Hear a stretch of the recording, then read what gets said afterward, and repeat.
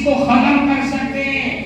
اللہ کے نبی کا اعلان ہے، یہ طاقت، یہ ہمت، یہ حوصلے، یہ دل کی تمام کیفیات اگر امن و امان کو پیدا کر سکتی ہے دنیا کے اندر، تو وہ علماء کی جماعت ہے۔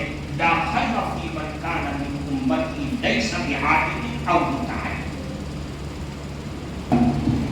الحمد لله نحمده ونستعينه ونستغفره ونؤمن به ونتوكل عليه ونعوذ بالله من شرور أنفسنا ومن سيئات أعمالنا من يهده الله فلا مضل له ومن يضلله فلا هادي له ونشهد أن لا إله إلا الله وحده لا شريك له ونشهد أن سيدنا ومولانا محمدا عبده ورسوله صلى الله تبارك وتعالى على خير خلقه محمد وعلى آله وأصحابه وأزواجه وذرياته أجمعين. أما بعد فقد قال النبي صلى الله عليه وسلم: ما من نبي بعثه الله في أمة قبلي إلا كان له من أمته حواريون وأصحاب يأخذون بسنته ويقتدون بأمره ثم إنها تخلف من بعدهم خلوف يقولون ما لا يفعلون ويفعلون ما لا يؤمرون فمن جاهدهم بيده فهو مؤمن ومن جاهدهم بلسانه فهو مؤمن ومن جاهدهم بقلبه فهو مؤمن وليس وراء ذلك حبة خردل من الإيمان أو كما قال رسول الله صلى الله عليه وسلم. محترم حضرات علماء کرام،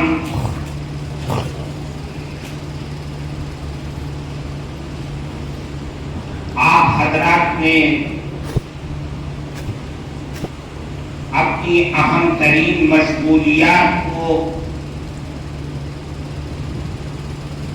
چھوڑ کر اصلاح معاشرہ کے عنوان پر یہاں جمع ہونے کی زحمت کی۔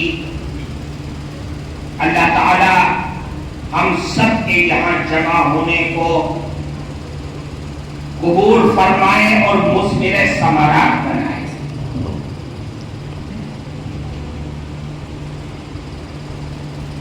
آج کے اس پروگرام میں مختلف اضلاع کے ذمہ داروں نے اصلاح معاشرہ کے سلسلے میں اپنی کارگزاریاں پیش کی، اگرچہ میں اس کو سن نہ سکا۔ میں نے چاہا کہ میں آپ کے درمیان آؤں، لیکن مجھ کو اجازت نہ دی گئی۔ بہرحال آپ حضرات نے جو بھی محنت کی، اللہ اس کا بہترین صلہ اور بدلہ دنیا اور آخرت میں آپ حضرات کو عطا فرمائے۔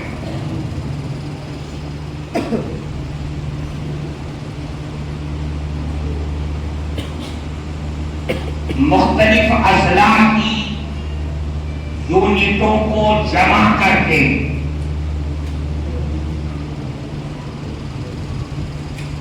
دو مقصد ہے: پچھلی کارگزاری کو سننا اور آئندہ کے لیے دائرۂ عمل تیار کرنا۔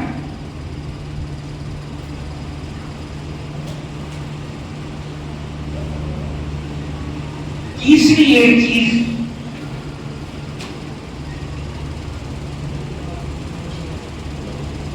اصلاح معاشرہ، یعنی امر بالمعروف اور نہی عن المنکر،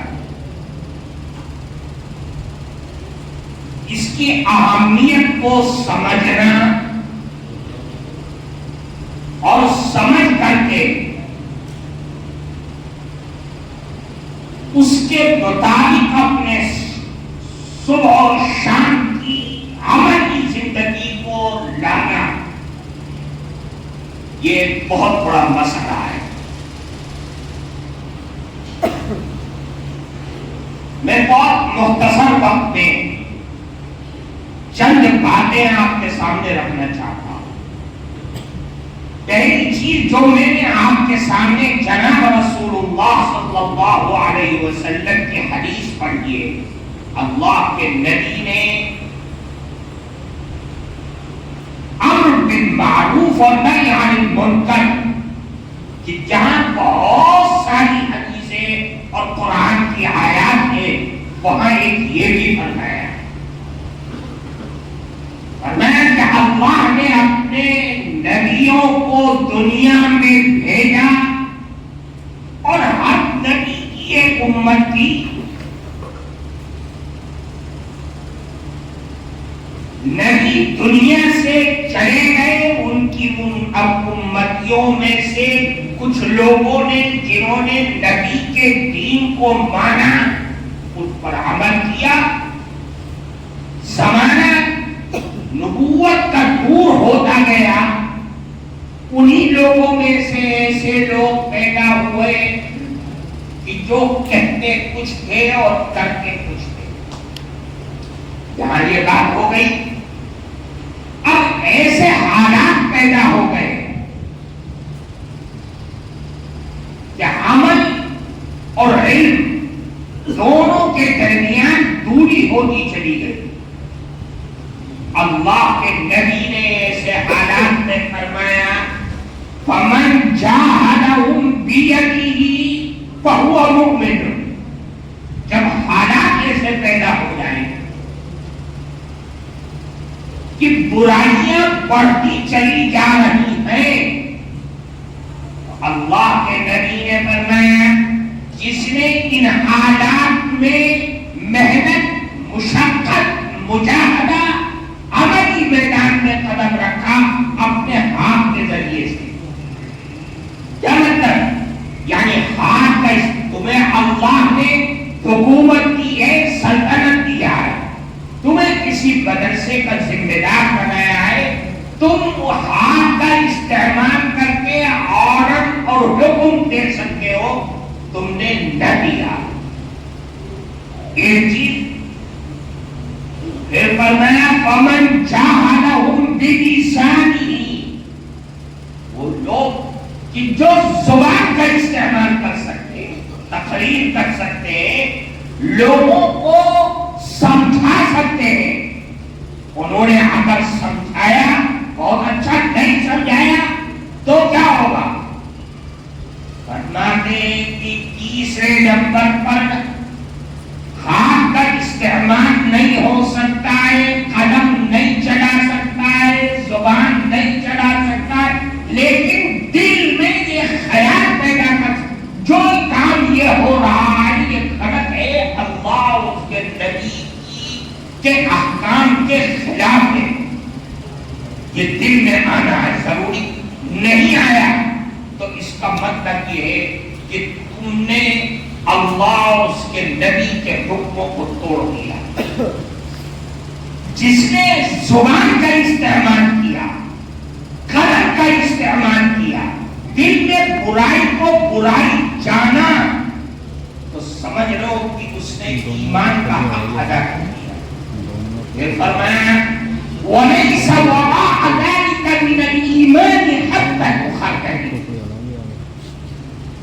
اس کے علاوہ جس نے باوجود اس کے کہ سب کچھ کر سکتا تھا نہیں کیا، یہ والی چیز ہے، ہمیں کام کس طریقے سے کرنا ہے اس کو سمجھنا چاہیے۔ سب سے بنیادی چیز، ہمارے ائمہ مسجد کے منبر پر کھڑے ہوتے ہیں ہفتے میں ایک بار، جمعے کے دن، علماء مجلسوں میں، جلسوں میں، پروگراموں میں چھوٹے بڑے پروگراموں میں جاتے ہیں، دین کی باتیں بیان کرتے ہیں، لیکن جہاں پانی مر رہا ہے، جہاں سے ہمیں کام شروع کرنا ہے، وہ چیز ہماری نگاہوں سے کافی۔ آج دیکھیے جو سب سے بڑی چیز ہے ابتداء کی جو لہر ہے، اس کو ختم کرنے کا کوئی راستہ کسی کے پاس نہیں۔ ہر آدمی پریشان، کرے تو کیا کرے؟ ابھی دوپہر میں بڑھو پریشر والے بتا رہے تھے کہ 19 لڑکیاں جو ہیں مرتد ہو کر کے بندی اور چماروں کے گھروں میں چلی گئی تھی۔ 19 لڑکیاں اس چھوٹے سے جگہوں پر ایک بہت بڑا طوفان پیدا کر سکتی اور کر رہی ہیں۔ اس سلسلے کو کوئی دنیا کی طاقت نہیں ضرورت ہے۔ آپ جائیں گے، بہلائیں گے، ان کو سمجھائیں، ان کو لا کر کے گھر میں رکھ دیں گے، ماں کے گھر میں، باپ کے، وہ 1 مہینے کے بعد پھر چلی جائے گی۔ بہت سارے واقعات اس طرح کے ہو چکے ہیں۔ آپ کیا کر لیں گے؟ کوئی راستہ آپ کے پاس نہیں۔ لیکن آپ چاہیے جناب رسول اللہ صلی اللہ علیہ وسلم کی زندگی اور آپ کی تعلیمات ہیں۔ ہمارا کہنا یہ ہے کہ اگر ہم قوم کو یہ بتلائیں کہ اولاد کی صحیح شرعی تربیت کا جو انداز، جو تعلیم رسول اللہ نے دیا ہے وہ کرو، اگر کرو گے تو آج نہیں تو کل ان تمام چیزوں پر سد باب ہو سکتا ہے۔ آپ مجھ کو بتائیے کہ جناب رسول اللہ صلی اللہ علیہ وسلم نے اولاد کی تربیت، پہلی چیز دائیں کان میں اذان اور بائیں کان میں تکبیر کا حکم فرمایا ہے۔ ہماری قوم کتنے % اس پر عمل کرتی ہے؟ آپ 100% کرتی ہے، کوئی کہہ نہیں سکتا۔ پہلے زمانے میں دائی ہوا کرتی تھی ہمارے گاؤں اور محلوں میں، وہ دائی آتی تھی ولادت کے وقت، بچہ پیدا ہوا ماں باپ کے ہاتھوں میں پکڑا دیا صاف ستھرا کر کے، اذان ہو گئی اور تکبیر ہو گئی، اگلا کام شروع ہو گیا۔ آج بچہ پیدا ہوتا ہے ہاسپٹل میں، ایک چیز، اور پھر پیدا ہونے کے بعد وہ بچہ چلا جاتا ہے کہ بھئی سانس نہیں چل رہی ہے، اچھی طرح چل رہی ہے، اس کو آکسیجن روم میں رکھ دیا گیا۔ کہاں گئی اذان اور کہاں گئی تکبیر؟ جس بچے کو نہ ماں نے دیکھا نہ باپ نے دیکھا، وہ بچہ ہے، اس کی تکبیر اور اذان گئی کہاں؟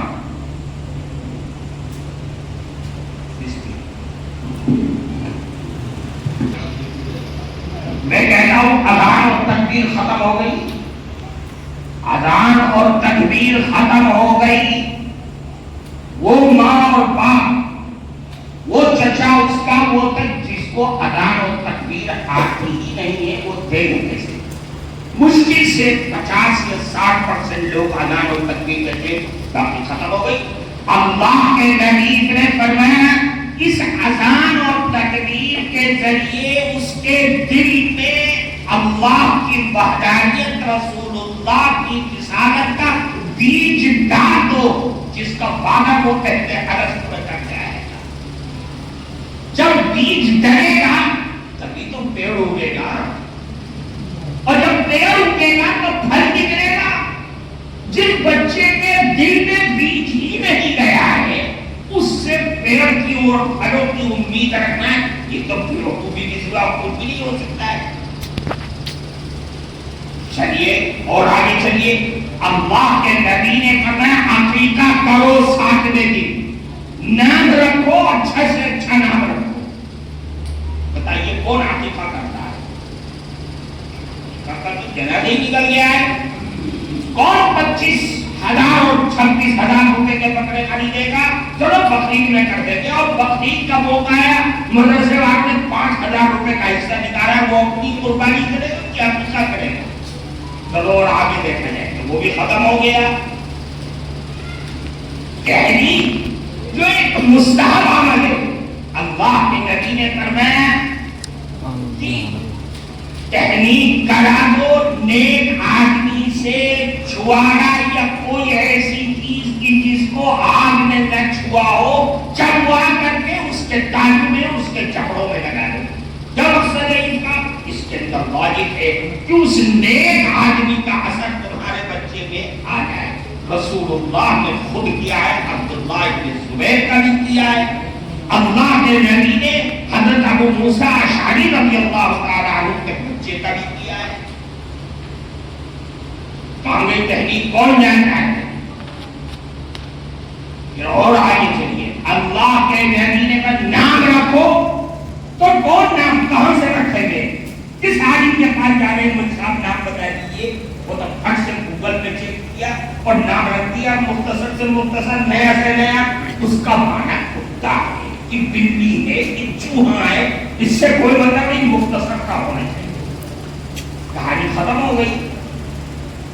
اللہ کے نبی نے فرمایا کہ جب بچہ بولنے لگے افتحوا علی صبیانکم اول کلمۃ بلا الہ الا اللہ، لا الہ الا اللہ سے اس کی شروعات.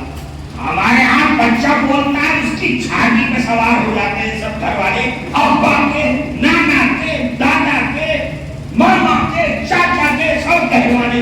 اللہ اور لا الہ الا اللہ کہلانے میں کس کی فکر ہے؟ یہ ایک پوری ترکیب ہے.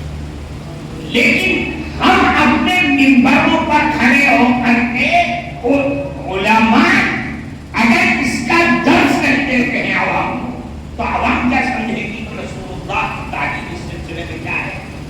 تو اردو جانتی نہیں، پڑھنے کا جذبہ ان کے اندر نہیں. جو آپ یہاں سے پیغام دیں گے قوم اس پیغام کو اہمیت دے گی. جو آپ اسٹیج پر بیٹھ کر کے پیغام دیں گے قوم اس کو سنے.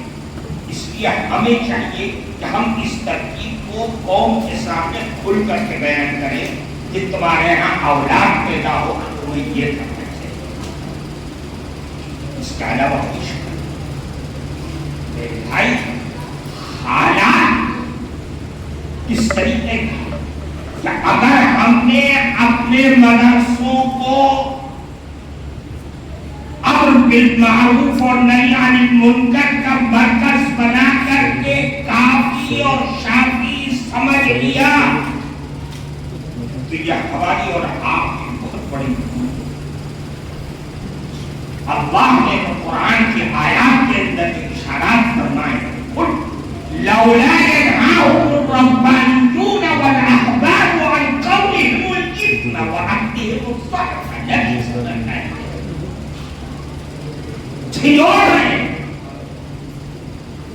حضرت عبداللہ ابن عباس تو فرماتے کہ اس آیت نے تو اگر غور و فکر کیا جائے تو جھنجھوڑ کر کے رکھ دیا ہے ان لوگوں کو کہ جو رسول اللہ کی تعلیم جانتے ہیں اور منکرات سے نہیں روکتے. اور پھر اللہ نے حضرات مہاجرین صحابہ کرام کی جو اہمیت بیان فرمائی وہ یہ نہیں ہے یہ نیک لوگ ہیں.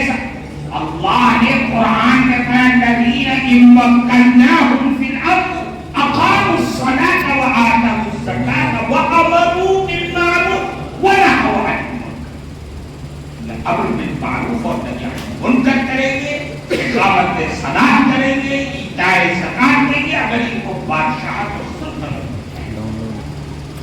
اور یہی حضرات صحابہ کرام نے مدینہ منورہ میں جا کر کے کیا اور ایسا کیا کہ اسلام کو مدینے کی گلیوں سے نکال کر کے ساری دنیا کے اندر پھیلا دیا. یہ امر بالمعروف اور نہی عن المنکر کی برکت تھی کہ جس نے ساری دنیا کے منہ پر تھوک دیا. جو لوگ یہ کہتے ہیں کہ اسلام تلوار کی زوروں سے امر بالمعروف اور نہی عن المنکر کا نتیجہ تھا اور کچھ نہیں تھا. سارے نبی کریم علیہ الصلوۃ والسلام کی تعلیم انہی دو جملوں میں چھپی ہوئی ہے اگر دیکھا جائے. امر بالمعروف ہے اور دوسری طرف نہی عن المنکر. آپ مجھے بتائیے اور نہی عن المنکر نہیں کر رہے ہیں تو کون کرے گا؟ آپ بتائیے کون کرے گا؟ ہم میں سے کچھ لوگ یہ کہیں گے ہم بھی جماعت والے کر تو رہے ہیں، میں کہتا ہوں کر رہے ہیں، لیکن ان کا نقطۂ نظر امر بالمعروف میں گھرا ہوا ہے، ان کا ایک نظام ہے، اس نظام کے تحت کام کر رہے ہیں اور وہ کامیاب ہے اپنے کام میں۔ نہی عن المنکر کے لیے جائے گا، کون ہے جو کرے گا نہی عن المنکر؟ کیا آنے والے کریں گے؟ یہ بوجھ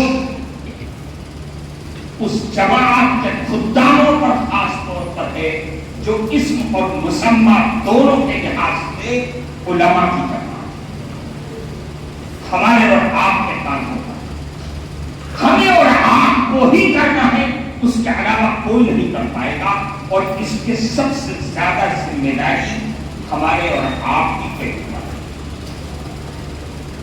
آج دنیا کی جو حالات، جو سچویشن ہے، جہاں پر ہم سانس لے رہے ہیں، ہم کس کس چیز کو روئیں، کس کس چیز کو جا کر کے بیان کریں۔ اب تک ہم روتے تھے کہ قوم نشے میں ڈوبی، اب تک ہم روتے تھے کہ قوم سٹے اور جوئے پہ لگ گئی، اب تک ہم روتے تھے کہ قوم سودی کاروبار کے لینے اور دینے میں غرق ہو گئی۔ وہ چیز نہیں، نشہ کرنے والا جب تک زندہ ہے پوری سماج کے اوپر ایک لعنت بنا ہوا، مر گیا کہانی ختم ہو گئی۔ سود لینے والا، جوا کھیلنے والا جب تک زندہ ہے کہانی ختم، مر گیا پورا معاشرہ پاک ہو گیا۔ لیکن اس سے زیادہ خطرناک چیز جس نے پوری قوم کو، پورے مسلمان اسلامی سسٹم کو گھیرا کر کے رکھ دیا ہے، وہ ہے بندھن بینک اور اس کے سارے شاخائیں۔ آپ نہیں سمجھ رہے ہوں گے شاید اس کے حالات، جن کے سامنے ہوں گے وہ سمجھ رہے ہوں گے ان کے حالات۔ یعنی کھل کر کے میں کہتا ہوں کہ بندھن بینک کا مطلب ہے مختلف ناموں سے مختلف جگہوں پر یہ بینک چلتا ہے، جو خالص عورتوں کی آئی ڈی پر ملتا ہے، عورتوں کو ملتا ہے۔ مرد عیش کرتا ہے 40-50 ہزار روپے 30 ہزار روپے لے کر کے، اور عورت اس کی قسط بھرتی ہے، اس کی نمائندہ عورت ہی ہوتی ہے، اسی کا نمبر ہوگا، اسی کی آئی ڈی ہوگی، وہی اس کو ڈیل کرے گا۔ اب آپ جس میں بہت اچھی بات ہے، عورتوں کو قرضہ مل رہا ہے، عورتوں کی وجہ سے مردوں کا مسئلہ حل ہو رہا ہے، ہم اور آپ تو یہی سمجھیں گے نیک اعمال کی، لیکن یاد رکھیں اس نے پوری اسلامی شریعت کی پوری دیوار اور پوری بلند و بالا عمارت کو دبا ختم کر دیا۔ میرے سامنے حالات ہیں اور ایسے بھیانک حالات ہیں کہ اگر میں آپ کو بیان کرنے لگوں تو شاید آپ کے سینے میں اگر مٹی کا دل ہو تو مارا جا رہا جیسے میں ٹوٹتی، وہ ٹارچر کی جاتی ہے، اس کی جوان بیوی، جوان بیٹی، جوان ماں کو ٹارچر کیا جاتا ہے، سوداگری کی جاتی ہے، اور وہ جو غیر مستی میں آئے، جو بینک چلاتا ہے، وہ ہفتے میں مہینے میں ایک دن آئے گا، مرد گھر چھوڑ کر کے بھاگ گیا ہے، وہ آپ کے بیڈ روم میں جا کر کے کھاٹ سے بیٹھے گا جب تک وہاں سودے داری کیا ہے، کہاں ہے ہمارا۔ اور یاد رکھیں اس سودے بازی خدا نہ خاص، اللہ نہ کرے ایسا ہو، میرے منہ میں مت کی، اگر خدا نہ خواستہ بات آگے بڑھ گئی اور کچھ پیٹ میں گھر دنیا کیا کہے گی 9 مہینے کے بعد؟ یہ تو عبداللہ کا لڑکا ہے، اس کا باپ ہے۔ لیکن وہ ماں جانتی ہے، اس کا اللہ جانتا ہے یہ بچہ کس کا ہے، دنیا کی طاقت۔ یہ جب پیدا ہوگا اور پروان چاہے گا تو معاشرے میں کیا گل کھلائے گا روحانی اعتبار سے، وہ آپ بہت بہتر جانتے ہیں کہ اس معاشرے کے اندر فساد کب کرتے ہیں، کتنی نسلیں بھگتے گی، کہاں تک بھگتے گی۔ یہ نشہ لینے والا نہیں ہے کہ نشہ لیا مر گیا ختم ہو گئی ہے، یہ تو چلے گا سلسلہ۔ میرے بھائی بہت بھیانک حالات، ان حالات کا مقابلہ اور ان حالات کے لیے نکلنا اور کھڑا ہونا کسی کے دم نہیں، کسی کے دم نہیں۔ علماء ہی کھڑے ہو سکتے، علماء ہی اس کو ختم کر سکتے ہیں۔ اللہ کے نبی کا اعلان ہے، یہ طاقت، یہ ہمت، یہ حوصلے، یہ دل کی تمام کیفیات اگر امن و امان کو پیدا کر سکتی ہے دنیا کے اندر، وہ علماء کی جماعت ہے۔ لا خیر فی من کان من امتی لیس بحاجب او متعب۔ یہ اللہ کے نبی کا اعلان کون کرے گا؟ میرے نبی نے ہمارے اور آپ کے ہمیں اور آپ کو اٹھنا پڑے گا۔ اس لیے میرے بھائی ہم اپنے مدرسے کی چہاردیواری میں مست ہیں، بلکہ میں آپ سے اور ایک بات ہم مدارس کے ذمہ دار ہیں، کچھ اساتذہ ہیں، کچھ محترم حضرات ہیں، میں کہتا ہوں آپ اپنے مدرسوں میں اس شعبہ اصلاح معاشرہ کے نام سے مستقل دفتر بنائیے، بجٹ منظور کیجیے، مدرسین کا استعمال حلقوں میں علاقوں میں کروائیے۔ نہیں کریں گے تو پھر قیامت کے دن ہمیں اور آپ کو جواب دینے کے لیے کھڑا ہونا پڑے گا۔ اس کے علاوہ کوئی شک نہیں۔ ہم شعبہ مناظرہ میں الجھ کر کے رہ گئے، شعبہ اصلاح معاشرہ کیوں نہیں ہم قائم کر سکتے؟ کر سکتے ہیں، ہمیں کرنا چاہیے، اور یہ وقت کرنے کا وقت اس وقت آپ کی طرف نگاہ جمائے بیٹھا۔ اب سوال یہ پیدا ہوتا ہے، مجھے بول رہے حافظ بول رہے نہیں آتے، میں کہاں بیٹھے؟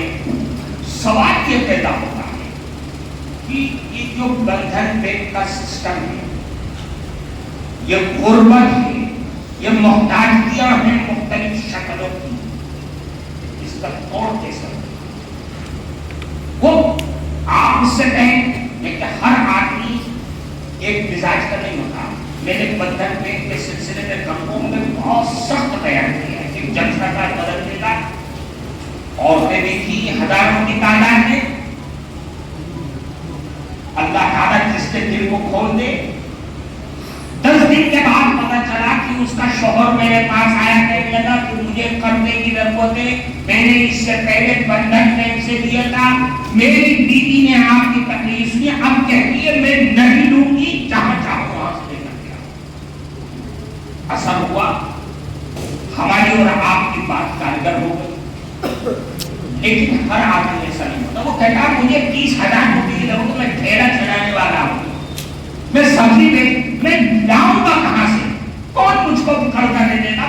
میرے پاس سونا نہیں ہے، میرے پاس چاندی نہیں ہے کہ میں اس کو بہتر کر کے دے دوں۔ اس کا سسٹم بنانا پڑے گا ہمیں اور آپ۔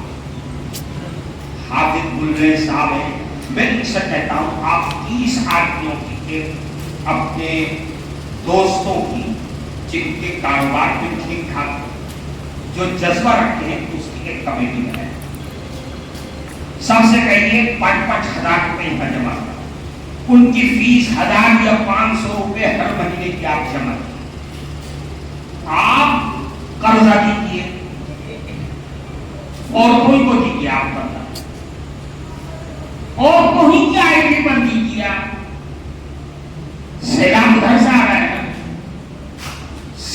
کو اگر آپ روک دیں گے بند لگا کر کے تو وہ بند بھی ٹوٹے گا اور سیلاب کے زور سے گاؤں بھی تباہ ہو جائے گا. اس لیے سیلاب ادھر سے آ رہا ہے تو رخ موڑ نکل جائے گا گاؤں کی کنارے سے. ہمیں بھی رخ موڑ. جو غیر مسلم بے ایمان لوگ جو مسلمانوں کی ضروریات پر نگاہ کم ان کی عزت و آبرو کے ساتھ کھیلنے کا مزاج رکھنے والے انسان ہیں. آپ وہاں سے سیلاب کو موڑیے کہیے ہم سے قبضہ دو, ہم تمہارے آئی ڈی میں قبضہ دیں گے, تم ہی قسط چکاؤ گی. کم از کم مدرسے کے امام, عالم, مفتی, قاری, حافظ, ذمہ دار لوگوں کے پاس اس کی عزت کو محفوظ رہے گی اور ضروریات بھی پوری ہوگی. اور قرضہ دو بنا سودی قرضہ دو. دیکھیے یہ سیاست مدنی, نبی کریم علیہ السلام کی مدنی سیاست. آپ سب جانتے ہیں جب اللہ کے نبی ہجرت کر کے مدینہ منورہ آئے تو مارکیٹ پر کس کا قبضہ تھا؟ یہودیوں کا قبضہ تھا. اور یہودی سود بھی لیتے تھے. یہودی ایک کے 10 ریٹ لگاتے تھے, 10 روپے, 1 روپے کا مال ہے 10 روپے لیتے تھے. یہودی مسلمانوں کو تنگ کیا کرتے تھے, جس کو چاہتے تھے مان دیتے تھے, جس کو چاہتے تھے نہیں دیتے تھے. صحابہ کرام تو تاجر بھی کرتے.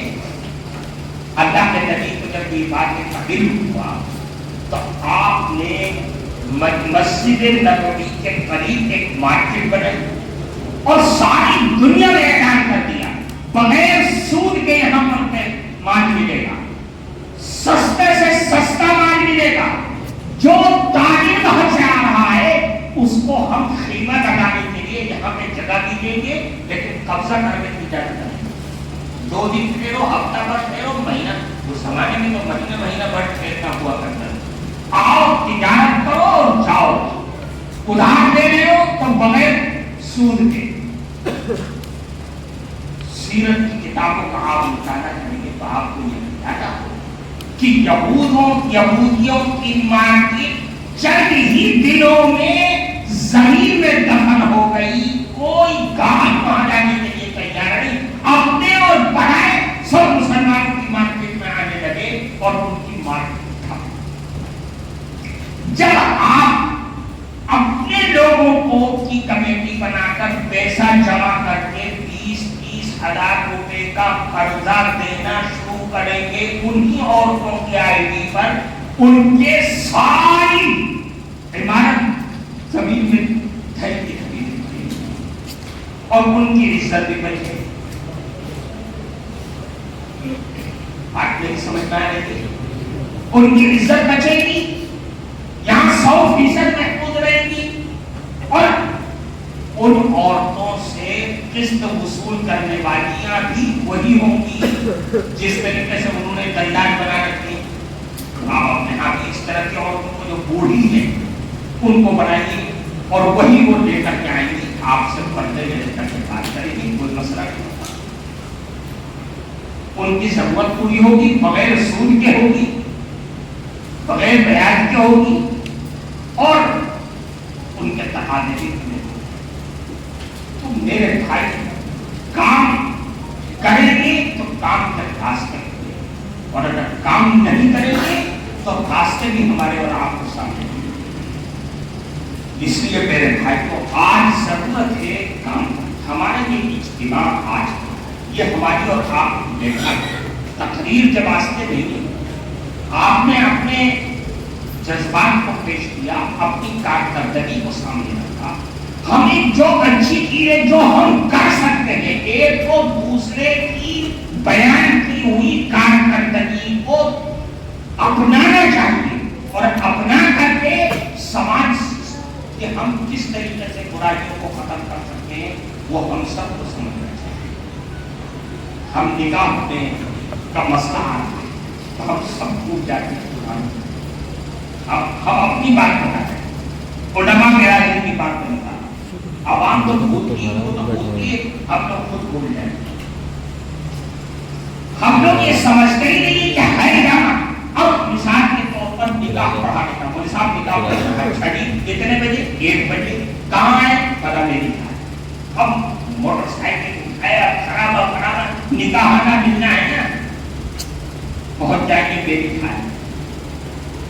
کون سی حدیث، کون سی قرآن کی آیت، رسول اللہ کی کون سا عمل، حضرات صحابہ کرام کی کون سی تعلیم ایسی ہے جو آپ کو میری ہاتھ میں نکاح پڑھانے کی اجازت ہے؟ مسجد چھوڑ کر کیوں نہیں ہم اور آپ کے قید لگاتے ہیں؟ پڑھاؤں گا، ضرور پڑھاؤں گا، لیکن برابر میں جو مسجد ہوگی اس مسجد میں پڑھانا ہو پڑھاؤ، نہیں پڑھانا ہو نہیں پڑھاؤ۔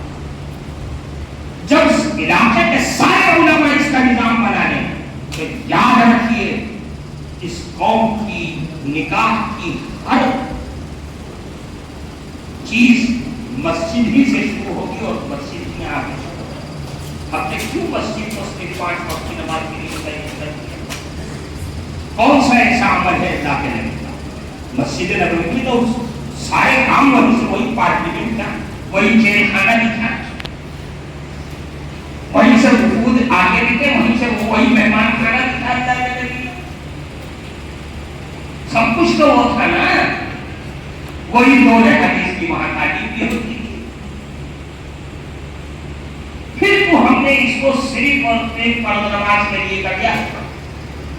دنیا کے بدترین قوم یہود و نصارا اپنے نکاح کی ساری تقریب کلیسا کے اندر اور اپنے گرجا گھروں میں ہوتا ہے، ہم نہیں کرتے۔ ہمارے پاس تو اتنی بڑی بڑی مسجدیں ہیں، کیوں نہیں ہم کرتے؟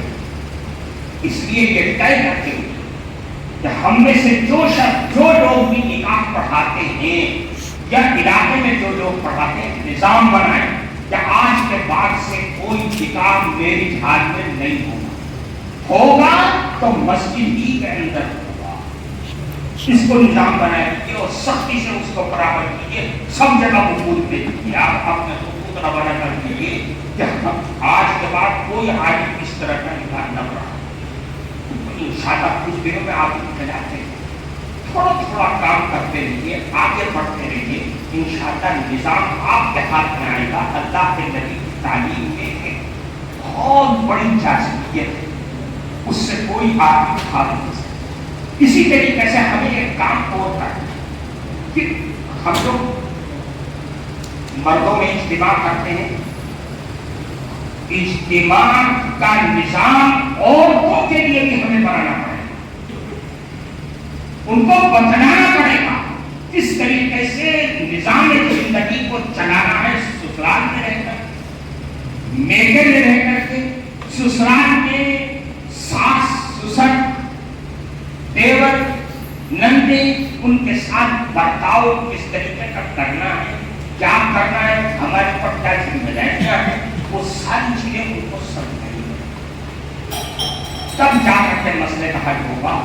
یہ بالکل نیچے لیول کا تھا، ہم لوگ اونچے لیول پر ہر آدمی نہیں پہنچ سکتا کہ ہم لوگ اسکول اور کالج کا نظام جو ہے لڑکیوں کا الگ اور لڑکوں کا الگ کر لیں، اس کو وہاں تک پہنچنے کے لیے سالوں چاہیے اور بڑی ہمت اور حوصلے سے، کم از کم اتنا تو کر سکتے ہیں، یہاں سے تو کام شروع کر سکتے ہیں۔ ہو سکتا ہے کہ 100 لڑکیوں میں ایک لڑکی کے دماغ میں ایک بات بیٹھ جائے اور قیامت تک کے لیے بیٹھ جائے، یہی ہمارے اور آپ کے لیے نجات کا ذریعہ بن جائے۔